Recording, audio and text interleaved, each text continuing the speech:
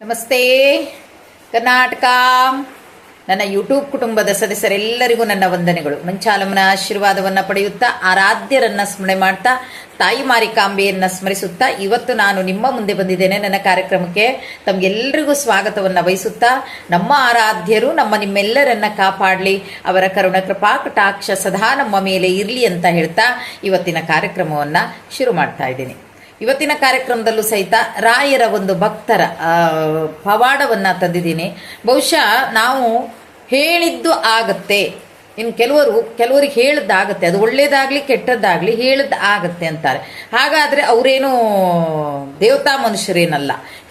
ಆಗತ್ತೆ ಅಂತಾದ್ರೆ ಅವರುಗಳು ಮಾಡುವಂತಹ ದೇವತಾ ಕಾರ್ಯ, ಜಪಿಸುವಂತಹ ಜಪ, ಮಾಡುವಂತಹ ಭಜನೆ ಇವೆಲ್ಲವೂ ಆ ಒಂದು ಸಾತ್ವಿಕ ಇದನ್ನು ತರುತ್ತೆ. ಆಗೇನಾಗುತ್ತೆ, ಅವರು ಆಡಿದಂತಹ ಮಾತುಗಳು ನಿಜ ಆಗುತ್ತೆ. ಹಾಗಂದ ಮಟ್ಟಕ್ಕೆ ಇಲ್ಲಿ ಇನ್ನೊಂದಿದೆ, ಏನಂದ್ರೆ ನಾನು ಹೇಳಿದ್ದೆಲ್ಲ ಆಗತ್ತೆ ಅಂತ ಹೇಳಿ ನೀವು ಮಂತ್ರಗಳನ್ನು ಸಿದ್ಧಿ ಮಾಡ್ಕೊಂಡಿದ್ದೀರಿ, ದೇವರನ್ನ ಆರಾಧನೆ ಮಾಡ್ತೀರಿ, ಕೆಲವೊಂದು ಉಪವಾಸಗಳನ್ನು ಮಾಡ್ತೀರಿ, ನಾನು ಹೇಳ್ದಂಗೆ ಆಗತ್ತೆ ಅಂತ ಹೇಳಿಬಿಟ್ಟು ನೀವೆಲ್ಲಾದರೂ ಬೇರೆಯವರಿಗೆ ಕೆಟ್ಟದ್ದನ್ನ ಯೋಚನೆ ಮಾಡಿ ಕೆಟ್ಟದ್ದನ್ನ ಹೇಳಿದ್ರೆ ಏನಾಗುತ್ತಂತೆ ಗೊತ್ತಾ? ಅವ್ರು ನಿಜವಾಗಿ ಹೇಳ್ತಾರೆ, ಅದು ತಿರುಗಿ ನಮಗೆ ಹೊಡೆಯುತ್ತೆ. ಕರ್ಮ ನಮ್ಮನ್ನ ಹುಡುಕ್ತಾ ಬರುತ್ತಮ್ಮ. ನಿಜವಾಗಿ ನಮ್ಗೆ ಅದು ಇದೆ ಅಂದ್ರೆ ಮತ್ತೊಬ್ರಿಗೆ ಒಳ್ಳೆ ಮಾತಾಡಬೇಕು ಬಿಟ್ರೆ, ಅದನ್ನ ಬಿಟ್ಟು ಅಯ್ಯೋ ಅವ್ರು ಹಂಗಾದ್ರು, ಅವ್ರು ಹಿಂಗಾದ್ರು, ಅವ್ರು ನೋಡ್ರಿ ಯಾಕೋ ಹೊಟ್ಟೆ ಕಿಚ್ಚು ಪಡೋದು, ಅಥವಾ ಅವ್ರ ಬಗ್ಗೆ ಏನಾದ್ರೂ ಹೇಳ್ಬಿಡೋದು. ಅವ್ರಿಗೇನೋ ಒಂದು ಹೇಳಿ ಬಿಟ್ಬಿಟ್ರೆ ಆಗೋಯ್ತು, ನನಗೆ ನೋವಾಗಿದೆ, ನಾನು ಹೇಳಬೇಕು ಅಷ್ಟೇ. ಆ ರೀತಿ ಎಲ್ಲ ಹೇಳಿದ್ರೆ ಆ ಕರ್ಮ ತಿರುಗಿ ನಮ್ಮ ಕಾಲ್ ಬುಡಕ್ಕೆ ಬರುತ್ತಮ್ಮ. ಹಂಗೆ ಯಾವತ್ತೂ ಮಾಡಬಾರ್ದು ಅಂತಾರೆ. ಇದು ತುಂಬಾ ಜನ ಆಯ್ತು ಇದನ್ನ ನಾನು ಕೇಳಿದ್ದು. ಒಬ್ರಿಗೆ ಒಳ್ಳೇದನ್ನ ಮಾಡ್ಬೇಕಮ್ಮ, ಒಳ್ಳೇದನ್ನ ಮಾಡೋಕ್ಕಾಗಿದ್ರೆ ಕೆಟ್ಟದನ್ನ ಖಂಡಿತವಾಗಿಯೂ ಮಾಡಬಾರ್ದು. ಎಷ್ಟೋ ಜನ ಮಾಡ್ತಾರೆ, ಅಂದ್ರೆ ಎಷ್ಟೋ ಜನ ಹೇಗೆ, ನಾವಷ್ಟೇ ಚೆನ್ನಾಗಿರ್ಬೇಕು, ಬೇರೆಯವ್ರು ಚೆನ್ನಾಗಿರಬಾರ್ದು. ಹೀಗೆ ಬೇರೆಯವ್ರು ನೋಡಿದ್ರೆ ಏನೋ ಒಂಥರ ಹೊಟ್ಟೆ ಕಿಚ್ಚು, ನಾನೆಲ್ಲ ಪಡ್ಕೋಬೇಕು, ಏನೇನೋ ಯೋಚನೆಗಳನ್ನ ಮಾಡ್ತಾರಮ್ಮ. ಖಂಡಿತವಾಗಿಯೂ ನನ್ನಿಂದ ಒಂದು ಆಗತ್ತೆ, ನಾನೊಂದು ಹೇಳಿದ್ ಆಗತ್ತೆ ಅಂದಾಗ, ನಾನು ಒಳ್ಳೇದ ಮಾತನ್ನ ಆಡ್ದಾಗ, ಒಳ್ಳೇದನ್ನ ಹಾರೈಸಿದಾಗ, ನನಗೆ ನಾವು ನಂಬಿದಂಥ ಆ ದೇವರು ರಾಯರು ನಮಗೊಳ್ಳೇದು ಮಾಡ್ತಾ ಹೋಗ್ತಾರಮ್ಮ. ಇದು ಮಾತ್ರ ಖಂಡಿತ.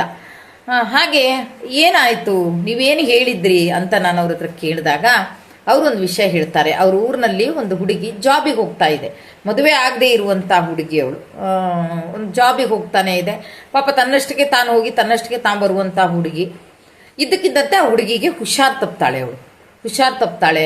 ತಪ್ಪಿದಾಗ ಆಸ್ಪತ್ರೆ ಕರ್ಕೊಂಡು ಹೋಗ್ತಾರೆ. ಹುಷಾರ್ ತಪ್ಪಿರೋದು ಏನು, ಬಹುಶಃ ಎಲ್ಲರಿಗೂ ಗೊತ್ತಿರುವಂಥ ವಿಷಯ ಇದು. ಹುಡುಗಿಗೆ ಡೇಟ್ ಬಂದಾಗ ಅವಳಿಗೆ ಆಗಿರುವಂಥ ಪ್ರಾಬ್ಲಮ್ ಏನಂದರೆ ಬ್ಲೀಡಿಂಗ್ ನಿಲ್ತಾ ಇರಲಿಲ್ಲ. ಹಾಗೆ ಒಂದು ಒಳ್ಳೆ ಆಸ್ಪತ್ರೆಗೆ ತಗೊಂಡು ಹೋಗಿ ಅವಳನ್ನು ಸೇರಿಸ್ತಾರೆ. ಆದರೆ ಈ ಕಡೆ ರಕ್ತ ಕೊಡ್ತಾ ಇದ್ದಾರೆ, ಆ ಕಡೆ ಅದು ಹೋಗ್ತಾ ಇದೆ, ಅದು ನಿಲ್ಲುವ ಯಾವ ಚಾನ್ಸಸ್ಸು ಕಾಣಲ್ಲ.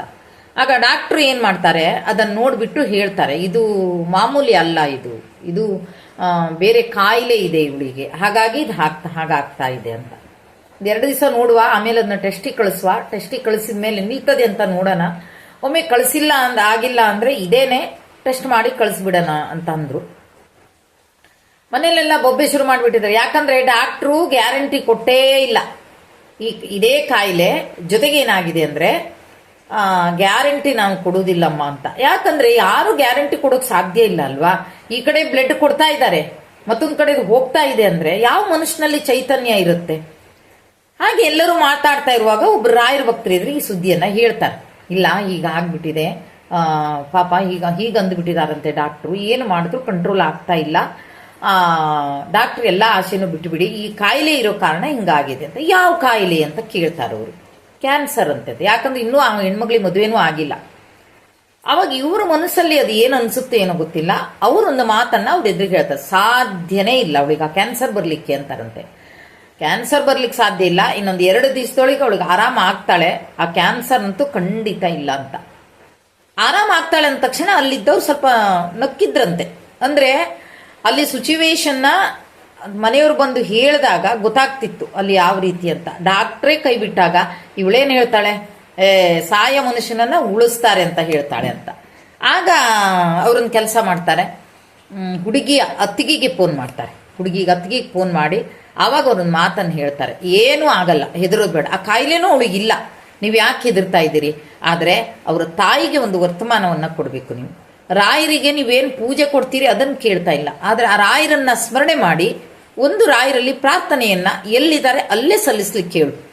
ನಾನು ಈ ಹರಕೆ ಕೊಡಿ ಆ ಹರಕೆ ಕೊಡಿ ಅದನ್ನು ಖಂಡಿತ ಹೇಳಲ್ಲ. ಅವಳಿಗೇನು ಆಗಲ್ಲ, ಅವಳಿಗೆ ಆ ಕಾಯಿಲೆ ಇಲ್ಲ, ಅದರಲ್ಲಿ ಆರಾಮಾಗಿ ಅವಳು ಹೊರಗೆ ಬರ್ತಾಳೆ ಅಂತ ಆ ಅತ್ತಿಗೆಗೆ ಹೇಳಿದಾಗ ಅತ್ತಿಗೆನೂ ಅಲ್ಲಿ ಅಳ್ತಾರೆ. ಇಲ್ಲ ಡಾಕ್ಟರ್ ಪೂರ್ತಿಯಾಗಿ ಕೈ ಬಿಟ್ಟು, ಆದರೆ ಡಾಕ್ಟರ್ ಕೈ ಬಿಟ್ಟಿರ್ಬೋದು, ರಾಯರ್ ಕೈ ಬಿಡ್ಲಿಕ್ಕಿಲ್ಲ ಅಲ್ವಾ? ರಾಯರು ಖಂಡಿತವಾಗಿ ಆಯುಷ್ಯ ಕೊಟ್ಟೇ ಕೊಡ್ತಾರೆ ಅವಳಿಗೆ, ನನ್ನ ನಂಬಿಕೆ ಇದೆ, ಆ ನನ್ನ ನಂಬಿಕೆ ಮೇಲೆ ಅವ್ರಿಗೆ ವಿಷಯ ತಿಳಿಸು ನೀನು ಅಂತಾರೆ. ಆಯ್ತು ಪಾಪ ಎಲ್ಲ ಅವಾಗಲೂ ಹೇಳಿದ್ರಂತೆ ಎಲ್ಲಾ ದೇವರಿಗೂ ಹರಕೆ ಕಟ್ಟಿದ್ದೇವೆ ಅಂತ. ನನ್ನ ದೇವರಿಗೆ ನೀವು ಹರಕೆ ಕಟ್ಟೋದು ಬೇಡ, ನನ್ನ ರಾಯರಿಗೆ ನೀವು ಹರಕೆ ಕಟ್ಟೋದೇ ಬೇಡ. ರಾಯರನ್ನ ಒಂದು ಸಲ ನೆನಪು ಮಾಡ್ಕೊಳ್ಳಿ, ಅವಳನ್ನ ಕಾಪಾಡ್ಕೊಡಿ ಅಂತ ರಾಯರಿಗೆ ಒಂದು ಸಲ ಹೇಳಿ ಸಾಕು ಅಂತ ಹೇಳಿದ್ರಂತೆ. ಸರಿ, ಹಾಗೆ ಅದು ವರ್ತಮಾನ ತಾಯಿಗೆ ಹೋಗುತ್ತೆ. ತಾಯಿ ನಿಂತ್ಕೊಂಡಿದ್ದಲ್ಲೇ ರಾಯರನ್ನ ಸ್ಮರಣೆ ಮಾಡಿ ನನ್ನ ಮಗಳನ್ನ ನನ್ನ ಮಡ್ಲಿಗೆ ಹಾಕಪ್ಪ ಅಂತ ಬೇಡ್ಕೊಡ್ತಾರೆ. ಬೇಡ್ಕೊಂಡ ಮೇಲೆ 2 ದಿನಕ್ಕೆ ರಕ್ತ ಟೆಸ್ಟಿಗೆ ಹೋಗುತ್ತೆ. 2 ದಿನದ ತನಕನೂ ಅದು ಕಂಟ್ರೋಲ್ ಆಗ್ತಾ ಇಲ್ಲ. ಇನ್ನೇನು ಮಾಡೋಕ್ಕಾಗಲ್ಲಮ್ಮ, ಇದು ಕಂಟ್ರೋಲ್ ಆಗಲ್ಲ, ರಕ್ತ ಟೆಸ್ಟಿಗೆ ಹೋಗಲೇಬೇಕು ಅಂತಾರೆ. ರಕ್ತ ಟೆಸ್ಟಿಗೆ ಹೋಗುತ್ತೆ. ರಕ್ತ ಟೆಸ್ಟಿಗೆ ಹೋದ್ಮೇಲೆ ಒಂದು 2-3ನೇ ದಿನಕ್ಕೆ ಸ್ವಲ್ಪ ಕಂಟ್ರೋಲ್ ಆಗುತ್ತೆ. ಯಾವುದು ಈ ರಕ್ತ ಟೆಸ್ಟ್ ರಿಪೋರ್ಟ್ ಬರೋದ್ರೊಳಗೆ ಸ್ವಲ್ಪ ಕಂಟ್ರೋಲ್ ಆಗುತ್ತೆ. ಇವರು ಆಗಾಗ ಫೋನ್ ಮಾಡಿ ಕೇಳ್ತಾನೆ ಇದ್ದಾರೆ, ಧೈರ್ಯ ಕೊಡ್ತಾನೆ ಇದ್ದಾರೆ, ಹೆದರ್ಬೇಡಿ ಏನೂ ಆಗಲ್ಲ ಅವಳಿಗೆ ಅಂತ. ಅಂತೂ 3ನೇ ದಿವಸಕ್ಕೆ ಹುಡುಗಿ ನಾರ್ಮಲ್ ಆಗ್ತಾಳೆ. ಡಾಕ್ಟ್ರೇ ಆಶ್ಚರ್ಯ ಪಡ್ತಾರೆ, ಆ ರೀತಿ ಬ್ಲೀಡಿಂಗ್ ಆಗ್ತಾ ಇರುವಂಥದ್ದು ಇದು ನಮ್ಮ ಕೈಯೂ ಮೀರಿದ್ದು ಅಂತ ಅಂದುಕೊಂಡಿದ್ದೀವಿ ನಾವು. ಆದರೆ ರಿಪೋರ್ಟ್ ಬರೋದ್ರೊಳಗೆ ಈಗ ಆಗ್ತಾ ಇದೆ ಅಂದರೆ ನೋಡು ರಿಪೋರ್ಟಲ್ಲಿ ಏನು ಬಂದಿದೆ ಅಂತ ಗೊತ್ತಾಗುತ್ತೆ ಅಂತ. ರಿಪೋರ್ಟ್ ಬರುತ್ತೆ. ರಿಪೋರ್ಟ್ ಬಂದಾಗ ಹೇಳ್ತಾರೆ ಡಾಕ್ಟ್ರು, ಕ್ಯಾನ್ಸರಿನ ಯಾವುದೇ ಚಿಹ್ನೆ ಅಲ್ಲಿಲ್ಲ. ಆಗ ಡಾಕ್ಟ್ರ್ ಹೇಳ್ತಾರೆ, ನಾವು ಅಂದುಕೊಂಡ ರೀತಿ ನೋಡೋಕೆ ಹೋದ್ರೆ ಕ್ಯಾನ್ಸರ್ ಏನು ಅಂತ ಅಂದ್ಕೊಂಡಿದ್ವಿ, ಮಿರಾಕಲ್ ಆಗೋಯ್ತಮ್ಮ, ಏನೂ ಆಗಲ್ಲ, ಇನ್ನು ಆರಾಮ್ ಇರ್ತಾಳೆ ಅವಳು ಅಂತ. ಸರಿ, ಈಗ ಆರಾಮಿದ್ದಾಳೆ. ಈಗ 10 ದಿವಸದ ಮೇಲೆ ಮತ್ತೆ ಕೆಲಸಕ್ಕೆ ಹೋಗ್ತಾ ಇದ್ದಾಳಮ್ಮ. ಹಾಗಾಗಿ ಭಕ್ತರು ಏನನ್ನ ಸಿದ್ಧಿ ಮಾಡ್ಕೋತಾರೆ? ರಾಯರನ್ನ ಸ್ಮರಣೆ ಮಾಡ್ತಾರೆ, ಜಪ ಮಾಡ್ತಾರೆ, ಭಜನೆ ಮಾಡ್ತಾರೆ. ಎಲ್ಲನೂ ಮಾಡಿದಂಥ ನಾ ಬೇರೆಯವ್ರಿಗೆ ಹೇಳಲ್ಲಮ್ಮ, ನಾನು ಹೇಳ್ತೀನಿ, ನಾನು ಬೇರೆಯವ್ರಿಗೆ ಯಾರಿಗೂ ಕೆಟ್ಟದ್ದನ್ನ ಮಾಡೋದಿಲ್ಲ. ಆದರೆ ನನಗೆ ಯಾರು ಕೆಟ್ಟದ್ದನ್ನು ಮಾಡ್ತಾರೋ ಅದನ್ನ ನೋಡ್ಕೊಳ್ಳೋಕೆ ನನ್ನ ರಾಯರಿದ್ದಾರೆ. ನಾನು ಎಲ್ಲರಿಗೂ ಒಳ್ಳೆ ಮಾತನ್ನೇ ಆಡ್ತೀನಮ್ಮ, ಒಳ್ಳೆಯದನ್ನೇ ಆಡ್ತೀನಿ. ನಾನು ಕೆಟ್ಟದ್ದಂತೂ ಖಂಡಿತ ಆಡೋದಿಲ್ಲ. ನನಗೆ ಯಾರಾದರೂ ಹಾಗಂತೇಳಿ ನನಗೆ ಯಾರು ಕೆಟ್ಟದ್ದು ಹೇಳುವುದಿಲ್ಲ ಅಂತ ಹೇಳುವಾಗಿಲ್ಲ. ಹೇಳಿದ್ದಿದ್ರೆ ನನ್ನ ರಾಯರು ನೋಡ್ಕೋತಾರೆ ಅಷ್ಟೇ. ನನ್ನ ಕೆಲಸ ಏನು? ನಿನ್ನ ನಾಮ ಜಪ ತಪ ಮಾಡಿದಂಥ ನನ್ನ ಬಾಯಲ್ಲಿ ಮತ್ತೊಬ್ಬರಿಗೆ ಒಳ್ಳೆಯದನ್ನ ಹಾರೈಸಬೇಕು, ಒಳ್ಳೆಯದನ್ನ ಹೇಳಬೇಕು ಅಷ್ಟೇ. ಆ ಮಗು ಇನ್ನೂ ಆಯುಷ್ಯ ಇದೆ, ಅದಕ್ಕೋಸ್ಕರ ರಾಯರು ನನ್ನ ಬಾಯಲ್ಲಿ ನುಡಿಸಿದ್ದಾರೆ. ನಾನು ಆಡಿದ್ದೀನಿ ಆ ಮಾತನ್ನ. ನಿಜ ಹೇಳ್ತೀನಮ್ಮ, ಇದೊಂದು ಮಿರಾಕಲ್ಲು, ನನ್ನಿಂದ ಆಗುವಂಥದ್ದಲ್ಲ, ಇದು ರಾಯರಿಂದ ಆಗುವಂಥದ್ದು. ತುಂಬಾ ಜನರಿಗೆ ನಾನು ಹೀಗೆ ಹೇಳಿದ್ದಾಗಿದೆ. ಹಾಗಂತೇಳಿ ಎಲ್ಲರಿಗೂ ನನಗದು ಮನಸ್ಸು ಕೊಡಲ್ಲ, ಅದು ಯಾಕೋ ನನಗೆ ಗೊತ್ತಿಲ್ಲ. ಆದರೆ ನಾನು ಏನು ಹೇಳ್ತೀನಿ ಅದನ್ನು ನಾನು ಹೇಳೋದಲ್ಲ, ನನ್ನ ಬಾಯಲ್ಲಿ ರಾಯರು ನುಡಿಸೋದು.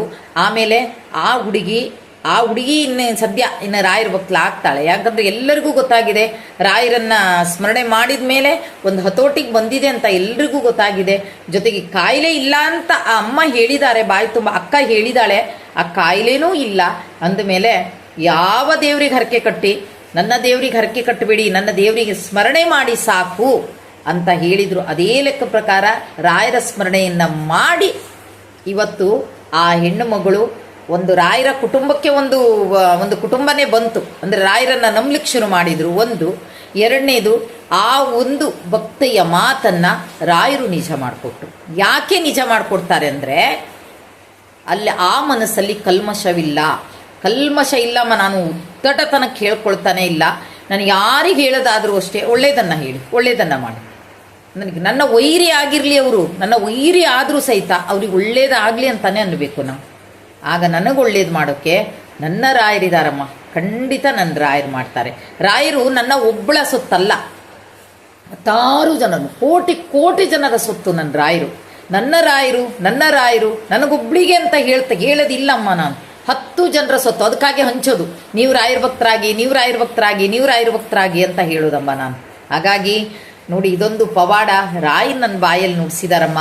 ಹಾಗಾಗಿ ಆ ಮಗು, ಆ ಹೆಣ್ಣು ಮಗಳು ಈಗ ಕೆಲಸಕ್ಕೆ ಹೋಗ್ತಾ ಇದ್ದಾಳೆ. ತುಂಬ ಖುಷಿ ಆಗ್ತಾ ಇದೆ. ಜಪ ತಪ ನಿಯಮಗಳನ್ನು ಮಾಡುವಂಥ ನಮ್ಮಗಳ ಬಾಯಲ್ಲಿ ಒಳ್ಳೆಯದನ್ನು ನಾವು ಹೇಗೆ ಮಾಡ್ತಾ ಹೋಗ್ತೇವೋ ಹಾಗೆ ಒಳ್ಳೆಯದನ್ನು ರಾಯರು ಮಾಡ್ತಾ ಹೋಗ್ತಾರೆ. ನಮ್ಮ ಮಾತು ನಿಜ ಮಾಡ್ತಾರೆ. ಜೊತೆಗೆ ನಮಗೆ ಯಾರು ಏನೇ ಅಂದರೂ ರಾಯರು ನಮ್ಮ ಜೊತೆಗಿದ್ದು ನಮ್ಮನ್ನು ರಕ್ಷಣೆ ಮಾಡ್ತಾರಮ್ಮ ಅಂತ ಹೇಳಿದರು. ಬಹುಶಃ ನೋಡಿ, ಎಂಥ ರಾಯರ ಪವಾಡ ಅಲ್ಲ, ಆಶ್ಚರ್ಯ ಆಗಬೇಕು ನಿಜವಾಗಿಯೂ. ಆ ಹೆಣ್ಣುಮಗಳು ಹೇಳಿದ ಹಾಗೆ ಆದಷ್ಟು ಪ್ರಯತ್ನವನ್ನು ಮಾಡೋಣ ಅಲ್ವಾ. ನಮ್ಗೆ ಯಾರೇ ಇರಲಿ ಅವ್ರಿಗೆ ಒಳ್ಳೇದಾಗಲಿ, ವೈರಿಗಳೇ ಆಗಲಿ ಒಳ್ಳೇದಾಗಲಿ ಅಂತ ಹಾರೈಸೋಕ್ಕೇನು. ನಾವು ಹಾರೈಸೋದ್ರಿಂದ ನಮ್ಮನ್ನು ರಾಯರು ಹಾರೈಸಿ ನಮ್ಮನ್ನು ನೋಡ್ಕೋತಾರೆ ಅಂದ ಮೇಲೆ ನಾವು ಆ ಕೆಲಸನ ಮಾಡ್ಬೋದಲ್ವಾ. ಖಂಡಿತವಾಗಿ ನೀವೆಲ್ಲ ಕೆಲಸನ ಮಾಡೋಣ ಅಂತ ಹೇಳ್ತಾ ಇವತ್ತಿನ ಈ ಕಾರ್ಯಕ್ರಮವನ್ನು ಇಲ್ಲಿಗೆ ಮುಗಿಸ್ತಾ ಇದ್ದೀನಿ. ಜೈ ಹಿಂದ್, ಜೈ ಕರ್ನಾಟಕ ಮಾತೆ. ಸರ್ವೇ ಜನ ಸುಖಿನೋ ಭವಂತು.